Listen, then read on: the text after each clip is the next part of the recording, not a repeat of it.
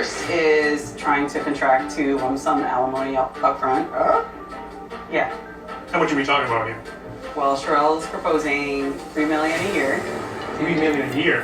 That you will pay on your wedding anniversary every year. Did you see that video of her and Ocho negotiating their prenup? Yeah. If I gotta negotiate anything with you about my money, I don't need you. So we're waiving alimony, is that what you're Just suggesting? waiving alimony altogether. You come in with marriage as you were, and you leave. So whatever you came with, that's what you leave with.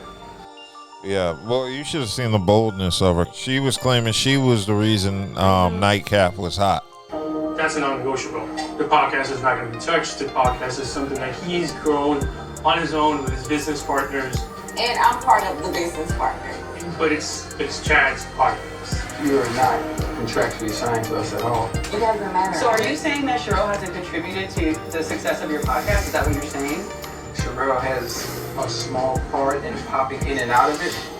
She's stupid. She said she was a part of Nightcap, Nightcap. nobody didn't know nothing about her on Nightcap. I know, that was the only time I ever heard of her. I didn't even know she existed prior Exactly. to Nightcap. Nobody even know anything about her. No, She doesn't even have to appear on the podcast to contribute You to didn't it. have to. But you said Just she being contributed your to wife the is a contribution. This is the reason why when you come in with money or you come in with motion, you gotta protect that because people ain't used to that shit. You gonna have people be trying to shut you down because they used to be the ones that's up there. They used to be the ones that's front and center.